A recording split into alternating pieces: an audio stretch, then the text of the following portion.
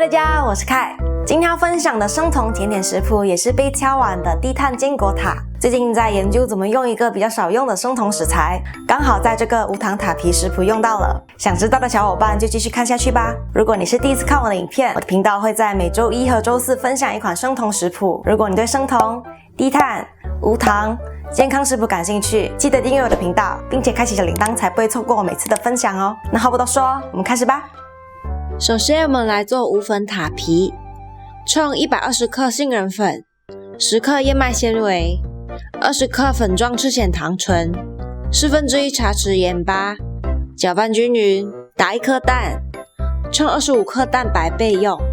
接着我们拿出黄油，冲50克，把干料倒进搅拌机，刚刚忘了加1/4茶匙的黄原胶，开始搅打。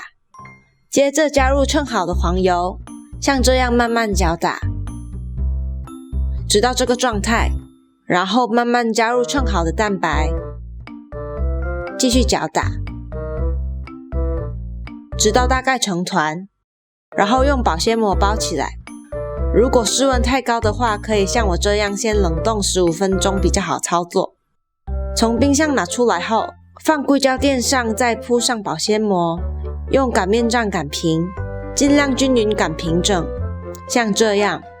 接着拿出模具，我用的是15公分的塔盘，周围留差不多5到6公分的距离，用刮板在塔皮上画一圈，把多余的面团拿掉，放在能帮助快速冷却的铁盘上，用保鲜膜盖起来冷藏15分钟，然后就可以铺在塔皮上。用叉子戳洞，让水蒸气跑出来，塔皮才不会凹凸不平哦。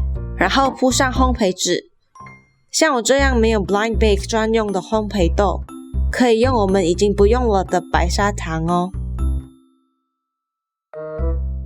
记得把边边也铺满，然后送进预热烤箱，180度8分钟。从烤箱拿出来后，移去白砂糖，然后边边包上锡纸防止烤焦，再烤5分钟。无粉塔皮完成。你们可以随意加入自己喜欢的馅料，但凯这次要分享焦糖胡桃内馅。在刚刚用剩的蛋液里再打1颗蛋，共80克。接着称30克粉状赤藓糖醇，1/4茶匙黄原胶，搅拌均匀。在大盆子里倒入40克无糖焦糖酱和50克椰油。之前爆浆布朗尼的影片里有分享过无糖焦糖酱的食谱哦，可以点开资讯卡去看看。再加入刚刚搅好的蛋液和称好的蔗糖，用打蛋器搅打均匀。先放一旁。我这里用了核桃，你们可以全用胡桃哦。我用20克有点少，你们可能可以用25克到30克，倒入蛋液里，再搅拌均匀，倒入烤好的无粉派皮，然后再小心铺上胡桃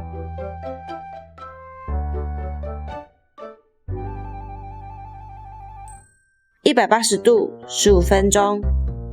烤好后馅料不会完全定型，要彻底冷却才吃哦。喜欢这次的分享的话，记得为这影片点个赞。最后我想做一下重点总结，不喜欢椰子味太重的小伙伴可以用黄油代替椰油。多余的塔皮可以密封冷冻起来，保存很长一段时间。如果是冷冻的话，尽量再隔1-2天用完哦。最后想提醒一下，想看怎么做无糖焦糖酱的小伙伴，我在无粉巧克力布朗尼的食谱影片里有教哦，记得去看了。那我们过7天见咯，拜拜。